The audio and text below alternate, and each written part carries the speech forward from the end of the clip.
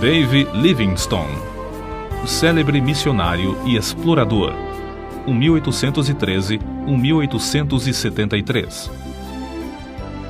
Certo comerciante, ao visitar a abadia de Westminster, em Londres, onde se acham sepultados os reis e vultos eminentes da Inglaterra, inquiriu qual túmulo, excluindo o do soldado desconhecido, era o mais visitado.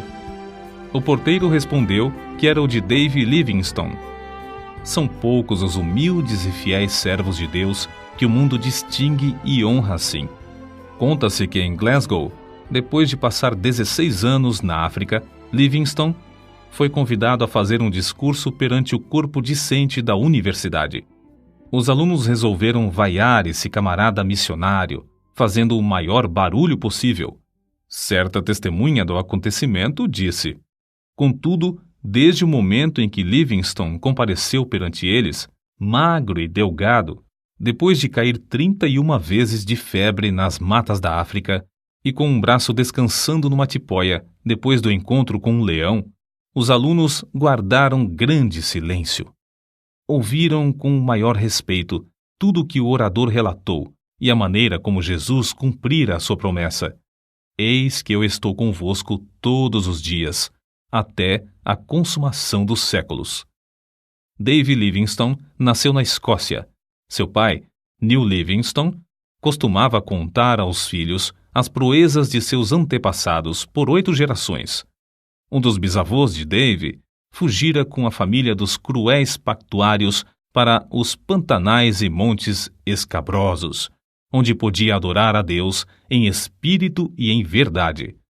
Mas mesmo esses cultos, que se realizavam entre os espinhos e às vezes no gelo, eram interrompidos, de vez em quando, pela cavalaria que chegava galopando para matar ou levar presos, tanto homens como mulheres. Os pais de Dave criavam seus filhos no temor do Senhor. O lar era sempre alegre e servia como notável modelo de todas as virtudes domésticas. Não se perdia uma hora durante os 7 dias da semana, e o domingo era esperado e honrado como o dia de descanso. Com a idade de 9 anos, Dave ganhou um Novo Testamento, prêmio oferecido ao repetir de cor o capítulo mais comprido da Bíblia, o Salmo 119. "Entre as recordações mais sagradas da minha infância", escreveu Livingstone, "estão as da economia da minha mãe para que os poucos recursos fossem suficientes para todos os membros da família. Quando completei 10 anos de idade, meus pais me colocaram em uma tecelagem para que eu ajudasse a sustentar a família. Com parte do salário da primeira semana, comprei uma gramática de latim." Dave iniciava o dia na tecelagem às 6 horas da manhã e, com intervalos para o café e o almoço, trabalhava até 8 da noite. Segurava a sua gramática aberta na máquina de fiar algodão e, enquanto trabalhava, estudava linha por linha. Às 8 horas da noite, dirigia-se, sem perder tempo, à escola noturna. Depois das aulas, estudava as lições para o dia seguinte, às vezes até a meia-noite, quando a mãe tinha de obrigá-lo a apagar a luz e dormir. A inscrição no túmulo dos pais de Dave Livingstone indica as privações no lar paterno. Para marcar o lugar onde descansa Neil Livingstone e Agnes Hunter, sua esposa, e para exprimir a gratidão a Deus dos seus filhos, João, Dave, Janet, Carlos e Agnes, por pais pobres e piedosos. Os amigos insistiam em que ele mudasse as últimas palavras para pais pobres, mas piedosos. Grifo do autor. Contudo, Dave recusou porque, para ele, tanto a pobreza como a piedade eram motivos de gratidão. Sempre considerou o fato de aprender a trabalhar longos dias, mês após mês, ano atrás ano, na fábrica de algodão, uma das maiores felicidades da sua vida. Nos feriados, Dave gostava de pescar e fazer longas excursões pelos campos e as margens dos rios. Esses passeios extensos lhe serviam tanto de instrução como de recreio. Saía para verificar na própria natureza o que estudara nos livros sobre botânica e geologia. Sem o saber, ele assim se preparava em corpo e mente para as explorações científicas e para o que escreveria com exatidão acerca da natureza na África. Aos 20 anos, houve grande mudança espiritual em Dave Livingstone, que determinou o rumo de todo o resto da sua vida. A bênção divina inundou-lhe o ser como inundara o coração do apóstolo Paulo ou de Agostinho, e outros do mesmo tipo, dominando os desejos carnais. Atos de abnegação, muito difíceis de executar sob a lei férrea da consciência, tornaram-se serviços de vontade livre sob o brilho do amor divino. É evidente que fora movido por uma força calma, mas tremenda, dentro do próprio coração, até o fim da vida. O amor que começou a comovê-lo na casa paterna continuou a inspirá-lo durante todas as longas e enfadonhas viagens pela África e o levou a ajoelhar-se à meia-noite no rancho em Ilala, de onde seu espírito, enquanto ainda orava, voltou ao seu Deus e Salvador. Dave, desde a infância, ouvia falar de um missionário valente na China, cujo nome era Gutslav. Nas suas orações, à noite, ao lado de sua mãe, orava por ele. Com a idade de 16 anos, Dave começou a sentir desejo profundo de fazer conhecido o amor e a graça de Cristo, aqueles que jaziam em densas trevas, e resolveu firmemente, no coração, dar também sua vida como médico e missionário ao mesmo país, a China. Ao mesmo tempo, o professor da sua classe da escola dominical, Dave Hogg, o aconselhava: Ora, moço, faça da religião o motivo principal da sua vida cotidiana, e não uma coisa inconstante, se quer vencer as tentações e outras coisas que o querem derribar. E Dave assentou no seu coração dirigir sua vida por essa norma. Ao completar 9 anos de serviços na fábrica, foi promovido a um trabalho mais lucrativo. Conseguiu concluir seus estudos, recebendo o diploma de licenciado da Faculdade de Médicos e Cirurgiões de Glasgow, sem ter recebido um tostão de auxílio de alguém. Se os crentes não o tivessem aconselhado a que falasse à Sociedade Missionária de Londres acerca de enviá-lo como missionário, teria ido por seus próprios esforços, declarou Livingstone mais tarde. Durante todos os anos de estudo para ser médico e missionário, sentia-se dirigido para trabalhar na China. Certa vez, numa reunião, ouviu o discurso de um homem de barba comprida e branca, alto, robusto e de olhos bondosos e penetrantes, chamado Roberto Moffat. Esse missionário voltara da África a um país misterioso cujo interior era então desconhecido. Os mapas desse continente tinham no centro enormes espaços em branco, sem rios e sem serras.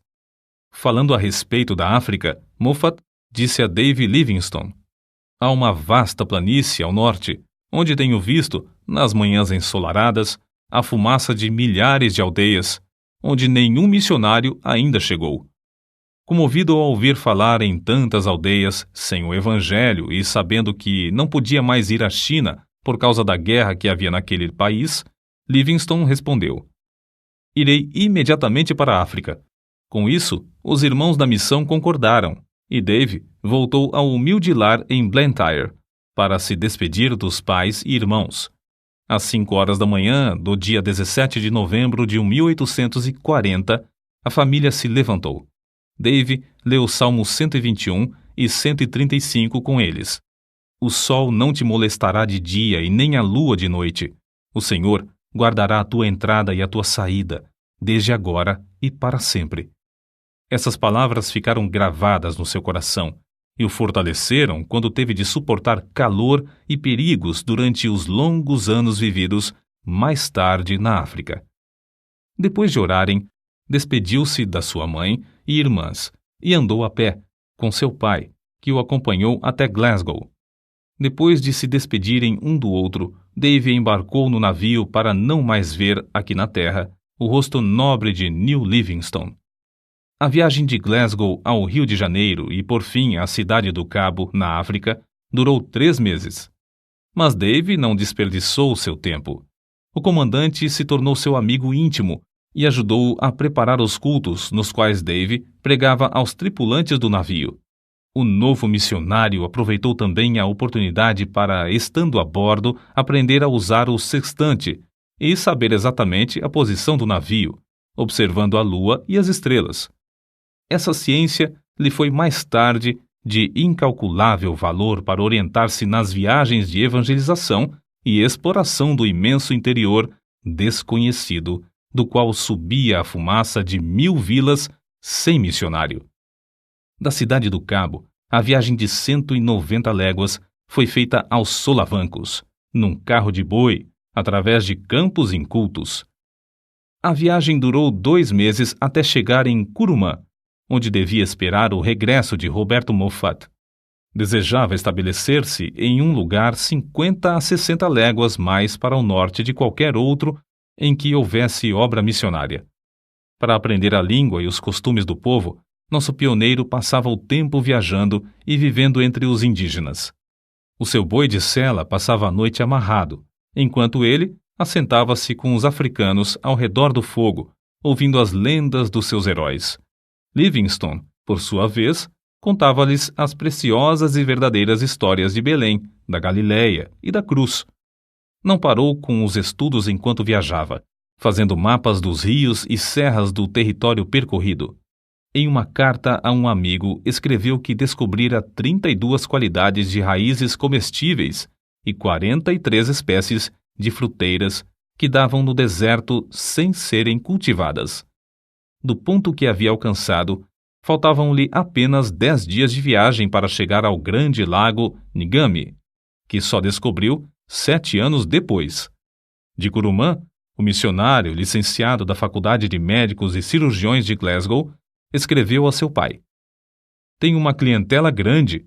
Há pacientes aqui que andaram mais de 60 léguas para receber tratamento médico. Esses, ao regressarem, enviarão outros para o mesmo fim." Estabeleceu a sua primeira missão no lindo vale de Mabotsa, na terra de Bacarla. Em uma carta escrita de Curumã, Livingstone assim descreveu o local que escolhera para centro de evangelização. Está situado em um anfiteatro de serras que se intitula Mabotsa, isto é, ceia de bodas. Que Deus nos ilumine com a sua presença, para que, por intermédio de servos tão fracos, muito povo ache entrada para a ceia das bodas do Cordeiro. Foi em Mabotsa que teve o histórico encontro com um leão. Acerca disso, escreveu Dave: "Ele saltou e me alcançou o ombro. Ambos fomos ao chão. Rosnando horrivelmente perto do meu ouvido, sacudiu-me como um cão faz a um gato. Os abalos que me deu o animal produziram-me um entorpecimento igual ao que deve sentir um rato depois da primeira sacudidela que lhe dá o gato. Atacou-me uma espécie de adormecimento em que não senti dor nem sensação de temor. Contudo, antes de a fera ter tempo de matar, deixou-o para atacar outro homem, que, de lança na mão, entrara na luta. O ombro dilacerado de Livingstone nunca sarou completamente. Ele nunca mais pôde apontar um rifle ou levar a mão à cabeça sem sentir dores. Foi na casa de Roberto Moffat, em Curumã, que chegou a conhecer Maria, a filha mais velha desse missionário. Depois de abrir a missão em Mabotsa, os dois se casaram. 6 filhos foram fruto desse enlace. Depois de Livingstone se casar, a escola dominical em Mabotsa transformou-se em escola diária e tinha como professora a esposa do missionário. Shelley, o chefe da tribo, tornou-se grande estudante da Bíblia, mas queria converter todo o seu povo à força de litupa, isto é, chicote de couro de rinoceronte. Shelley iniciou o culto doméstico em casa e o próprio Livingstone admirou-se da sua maneira simples e inata de orar. Era costume de Livingstone começar o dia com um culto doméstico, e não é de admirar que o chefe o adotasse também. Livingstone foi obrigado a mudar-se para Shonuane, 10 léguas distante, e mais tarde, por falta de água, ele e todo o povo foram para Kolobeng. Foi nesse último lugar que o chefe da tribo construiu uma casa para os cultos e Livingstone, com grande sacrifício de dinheiro e labor, edificou a sua terceira residência. Nessa casa morou 5 anos para nunca mais conseguir se fixar em qualquer lugar na terra. Acerca do trabalho nesse lugar, assim se expressou: Aqui temos um campo muitíssimo difícil de cultivar. Se não confiássemos que o Espírito Santo opera em nós, desistiríamos em desespero. Através do deserto de Kalahari, chegavam boatos de um grande lago e de um lugar chamado Fumaça Barulhenta, o que ele julgava ser uma grande cachoeira. As secas o oprimiam tanto em Kolobeng que Livingstone resolveu fazer uma viagem de exploração a fim de achar um lugar mais ideal para estabelecer a sua missão. Assim, em 1º de junho de 1849, com o chefe da tribo, seus guerreiros, 3 brancos e sua família, saíram para atravessar o grande deserto de Kalahari. O guia do grupo, o Homotobi, conhecia o segredo de subsistir no deserto, cavando com as mãos e chupando a água debaixo da areia por meio de um canudo. Depois de viajarem muitos dias, chegaram ao rio Zouga. Ao inquirir os indígenas, estes o informaram de que o rio tinha nascente em uma terra de rios e florestas. Livingstone ficou convicto de que o interior da África não era um grande deserto como o mundo de então supunha, e o seu coração ardia com o desejo de achar uma via fluvial. Assim, outros missionários poderiam ir para o interior do continente com a mensagem de Cristo. A perspectiva, escreveu ele, de achar um rio que dê entrada a uma vasta, populosa e desconhecida região aumentou constantemente desde então. Aumentou tanto que, quando por fim chegamos ao Grande Lago, esse importante descobrimento em si mesmo parecia de pouca monta. Foi em 1º de agosto de 1849 que o grupo atingiu o Lago Ngami. Tão grande é esse lago que, de uma margem, não se avista a margem oposta. Sofreram longos dias de cruciante sede sem obter uma gota d'água, mas venceram todas as dificuldades. O curioso é que descobriram o Ngami enquanto outros exploradores mais bem equipados, mas menos persistentes, haviam falhado. As notícias do descobrimento foram comunicadas à Royal Geographical Society, o que lhe votou numa bela recompensa de 25 guinéus, por ter descoberto uma importante terra, um importante rio e um grande lago. O grupo teve de voltar a Kolobeng. Depois de alguns meses, porém, iniciou novamente viagem para o Lago Ngami. Não queria separar-se da sua família e levou-a em um carro de boi. Mas, ao alcançar o rio Zouga, os filhos foram atacados pela febre e ele teve de voltar com a família. Nasceu-lhe uma filha, que morreu logo de febre. Livingstone, contudo, ficou mais firme do que nunca na sua resolução de achar um caminho para levar o evangelho ao interior da África. Depois de descansar alguns meses com a família, na casa de seu sogro em Kurumã, saíram com o propósito de achar um lugar saudável onde pudessem estabelecer uma missão mais para o interior. Foi nessa viagem, em junho de 1851, que descobriu o maior rio da África Oriental, o Zambezi, rio do qual o mundo de então nunca ouvira falar.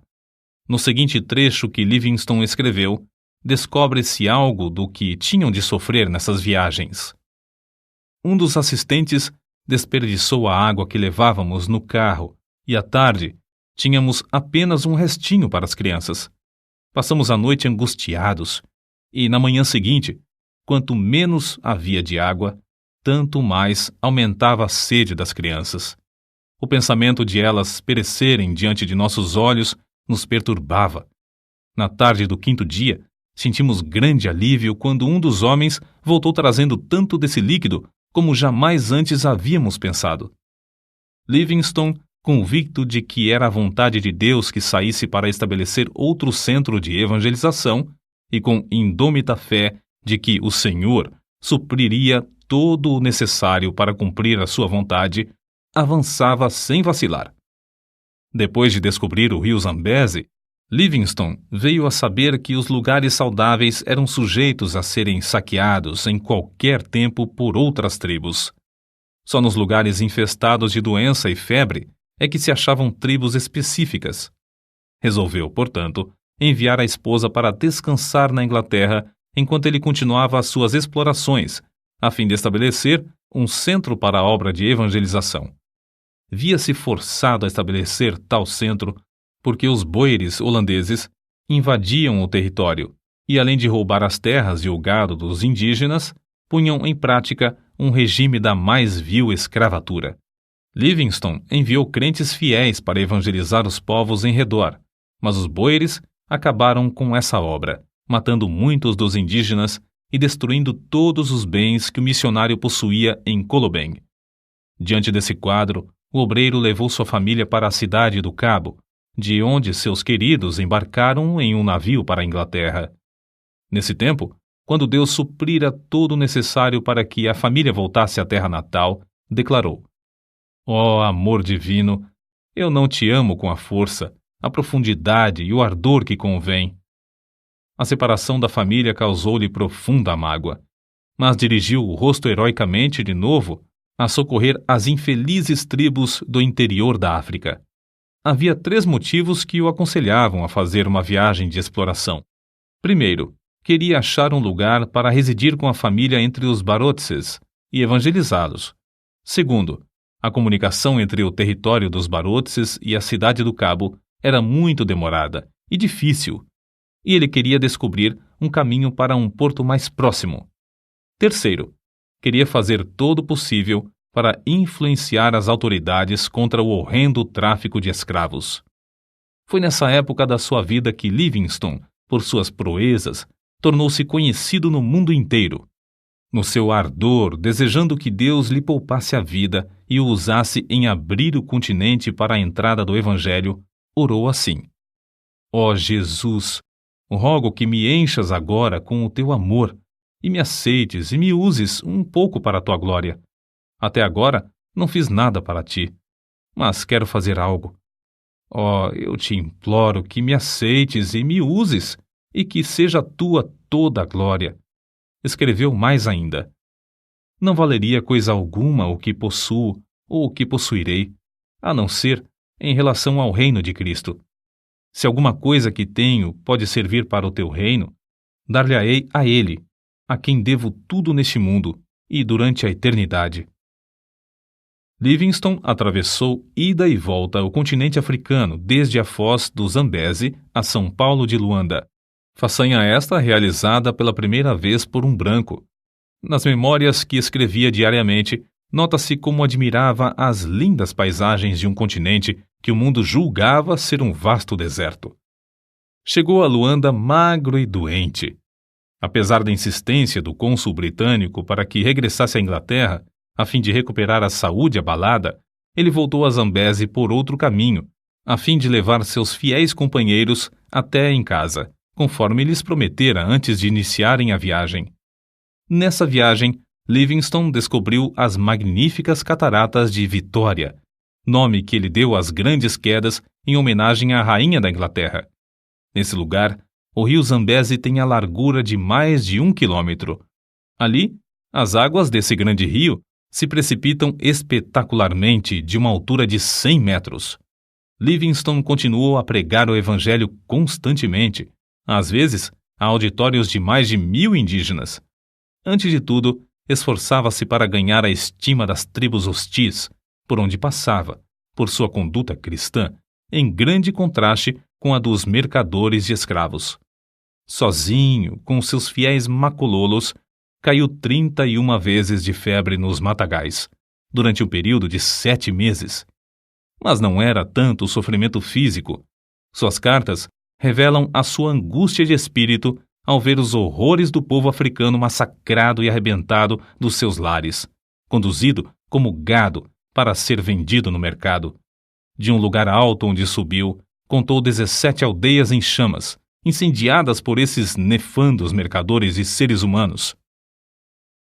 Prometera à sua esposa reunir-se com a família depois de 2 anos. Mas passaram-se 4 anos e meio antes que ela recebesse qualquer notícia dele. Por fim, após uma ausência de 17 anos da pátria, regressou à Inglaterra. Voltou à civilização e à sua família como quem volta da morte. Antes de desembarcar, soube que seu querido pai falecera. Em toda a história de Livingstone, não se conta um acontecimento mais comovente do que o seu reencontro com a esposa e filhos. Na Inglaterra, foi aclamado e honrado como heróico descobridor e grande benfeitor da humanidade. Os diários publicavam os seus atos de bravura. As multidões afluíam para ouvi-lo contar a sua história, como relata este trecho de sua biografia. O Dr. Livingstone era muito humilde. Temia passear nas ruas, receando ser atropelado pelas massas. Certo dia, na Regent Street, em Londres, foi apertado por tão grande multidão que só com grande dificuldade conseguiu refugiar-se num táxi. Pela mesma razão, evitava ir aos cultos. Certa vez, desejoso de assistir ao culto, meu pai persuadiu-o a ocupar um assento debaixo da galeria, em um lugar não visível ao auditório. Mas foi descoberto e o povo passou por cima dos bancos para cercá-lo e apertar-lhe a mão. Uma das muitas coisas que levou a efeito, enquanto na Inglaterra, foi a de escrever seu livro. Viagens Missionárias alcançou enorme circulação e produziu mais interesse da questão africana do que qualquer movimento anterior. Em março de 1858, com a idade de 46 anos, Livingstone, acompanhado de sua esposa e filho mais novo, Osvaldo, embarcou novamente para a África. Deixando os dois na casa do sogro, o missionário Moffat, Livingstone continuou as suas viagens. No ano seguinte, descobriu o lago Nyassa. Recebeu também uma carta da esposa da casa de seus pais em Curumã, informando-o do nascimento de mais uma filha. A menina já estava há quase um ano no mundo quando o pai soube do seu nascimento. As explorações dos rios Zambeze, Tete e Shire e do lago Nyassa foram feitas com o propósito de saber quais os pontos mais estratégicos para a evangelização, e missionários foram enviados da Inglaterra para ocupar esses lugares. Em 1862, a esposa reuniu-se a ele novamente e acompanhava-o nas viagens, mas 3 meses depois faleceu, vítima da febre, e foi enterrada em uma encosta verdejante na margem do rio Zambeze. No seu diário, Livingstone assim escreveu: Chorei-a porque merece as minhas lágrimas. Amei-a ao nos casarmos, e quanto mais tempo vivíamos juntos, tanto mais a amava. Que Deus tenha piedade dos filhos. Um dos maiores obstáculos que Livingstone enfrentou na obra missionária foi o terror dos indígenas ao verem o rosto de um homem branco. Não era para menos, se considerarmos suas atrocidades. Aldeias inteiras em ruínas, fugitivos escondendo-se nos campos de alto capim, sem nada terem para comer, centenas de esqueletos e cadáveres insepultos, comboios de homens e mulheres algemados aos troncos, seguros pelo pescoço, conduzidos aos portos. É difícil concebermos a magnitude da desolação criada por homens cruéis que participavam do tráfico de escravos. Esses homens tentavam, também, com ódio cruel e arte diabólica, terminar com a obra de Livingstone. Finalmente conseguiram, por meio da política do seu país, induzir a Inglaterra a chamá-lo de volta à sua terra. Foi assim que Livingstone chegou de novo à sua pátria depois de uma ausência de cerca de 8 anos. Os crentes e amigos na Inglaterra, animados pela visão de Livingstone, começaram a orar e enviar-lhe dinheiro para continuar sua obra no continente negro. O nosso herói desembarcou pela 3ª e última vez na África, em Zanzibar. Na expedição que iniciou em Zanzibar, descobriu os lagos Tanganyika, 1867, Moero, 1867, e Bangueolo, 1868. Passou 5 longos anos explorando as bacias desses lagos. A oração e a palavra de Deus foram o seu sustento espiritual durante esses anos de provações, que sofria por parte dos negociantes de escravos. Resolveu, então, fazer o possível para descobrir as nascentes do rio Nilo e solver um problema que durante milhares de anos havia zombado dos geógrafos. Sabia que se descobrisse as nascentes do famoso Nilo, o mundo todo lhe daria ouvidos acerca da chaga aberta na África, o comércio de escravos. É interessante conhecer o que ele escreveu. O mundo acha que busco fama, porém, eu tenho uma regra, isto é, Não leio coisa alguma sobre os elogios que me fazem. Ele sabia que, ao findar a escravatura, o continente se abriria para deixar entrar o Evangelho. Durante os longos intervalos de tempo em que uma carta e outra era recebida na Inglaterra, vindas do coração da África, circularam boatos de que Livingstone morrera. Não só os homens que traficavam escravos queriam matá-lo, mas também muitos dos próprios indígenas, por não acreditarem existir um homem branco que fosse amigo de coração.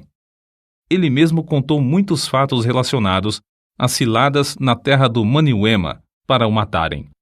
Nesse lugar, ele escreveu no seu diário: "Li toda a Bíblia 4 vezes, enquanto estive em Maniuema. Na solidão, achou grande conforto nas Escrituras. Reconhecia sempre a possibilidade de perecer nas mãos dos inimigos, mas sempre respondia à insistência dos amigos com esta pergunta: não pode o amor de Cristo constranger o missionário a ir onde a traficância leva o mercador de escravos?" Pela primeira vez, nas milhares de léguas que caminhou, os pés do pioneiro falharam. Obrigado a ficar algum tempo em uma cabana, todos os seus companheiros o abandonaram, à exceção de 3 que permaneceram com ele. Reduzido a pele e ossos por causa da grave doença que sofrera em Maniuema, por fim, chegou a Ujiji. Não tinha recebido cartas havia 2 anos e esperava receber também as provisões que enviara para lá. Contudo, as cartas não haviam chegado. Com o corpo enfraquecido e destituído de roupas e alimentos, veio a saber que lhe tinham roubado tudo. Nessa situação, ele escreveu: "Na minha pobreza, senti-me como o homem que, descendo de Jerusalém a Jericó, caiu nas mãos de ladrões. Não tinha esperança de que sacerdotes, levitas ou o bom samaritano viessem em meu socorro.